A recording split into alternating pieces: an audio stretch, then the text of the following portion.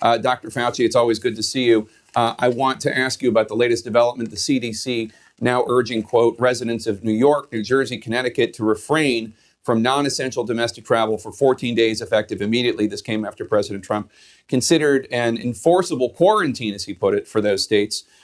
So why did the administration go with this travel advisory instead? And will this help stop the virus? Well, I think it ultimately will help stop the virus, Jake. We had a very intensive discussions last night at the White House with the president. As you know, the original proposal was to consider seriously an enforceable quarantine. After discussions with the president, we made it clear, and he agreed, that it would be much better to do what's called a strong advisory. And the reason for that is that you don't want to get to the point where you're enforcing things that would create a big of difficulty, morale and otherwise, when you could probably accomplish the same goal. One of the issues is that the infection rate in New York City and the New York City area is about 56% of all of the new infections in the country are coming from that area. That's terrible suffering from the people of New York, which I feel myself personally as a New Yorker.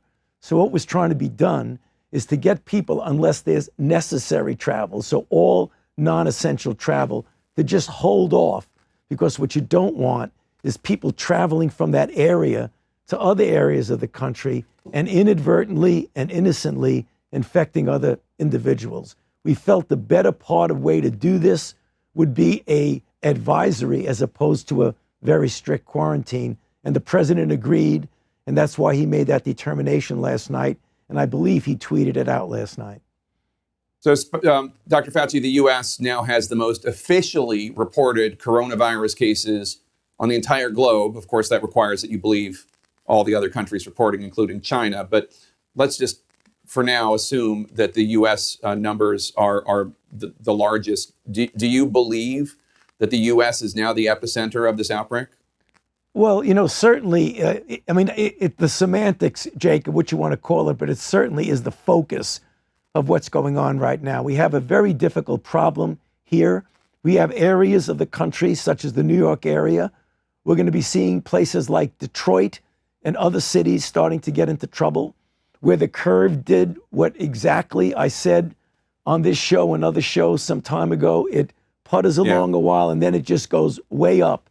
And when it does that, you're really in full mitigation. It's very difficult to do containment. So we want to strongly do mitigation in those areas like New York City and the surrounding metropolitan area, at the same time that we don't neglect other areas of the country where it looks like there are just relatively few infections, because we have a window of opportunity there, as the Speaker Pelosi said, to get out there and test. And if we do testing, identification, isolation, getting people out of circulation who are infected, and contact tracing, we might be able to prevent those areas from getting to that stage where we'd have to do mitigation, which is much more difficult and much more frustrating than trying to contain. Well, Dr. Birx said yesterday, as you know, that she doesn't think any city will be spared from this virus. How many cases do you think the U.S. will reach? 1 million cases, 10 million cases, or do we not even have any idea? Jake, to be honest with you, we don't really have any firm idea. There are things called models. And when someone creates a model, they put in various assumptions.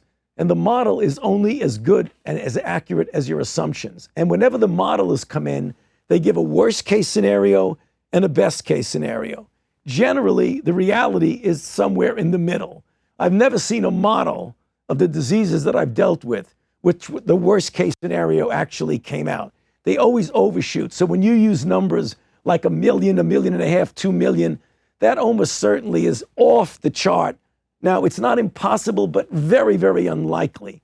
So it's difficult to present. I mean, looking at what we're seeing now, I would say between 100 and 200,000 cases, but I don't want to be held to that, because it's deaths. I mean, we're going to have millions of cases, but I just don't think that we really need to make a projection when it's such a moving target that you could so easily be wrong. and mislead people. What we do know, Jake, is that we got a serious problem in New York. We have a serious problem in New Orleans, and we're going to be developing serious problems in other areas. So although people like to model it, let's just look at the data of what we have and not worry about these worst case and best case scenarios. Well, let me ask you. So, Dr. Fauci, we're about to hit the last day of the 15 days to flatten the curve. Everybody watching at home wants to know how long you think it's going to last. What steps does the United States need to take right now in order to be able to see some light at the end of the tunnel? And when might that be? You know, Jake, what I want to see is I want to see a flattening and a turning down of the curve. So if somebody asks me a question, what about New York? Should we be pulling back on New York? Obviously not. New York is doing this. New Orleans is doing this.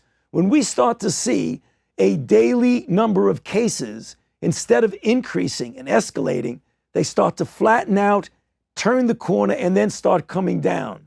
When we see that, then you could start doing the modification of the intensity of your mitigation. As I've said before, it's true. The virus itself determines that timetable. You can try and influence that timetable by mitigating against the virus, but ultimately it's what the virus does. And when I start seeing this happen, then I'll come back on the show and tell you, you know, Jake, I think we're at that point now where we can start pulling back a little, but not right now in several of the places that I just mentioned.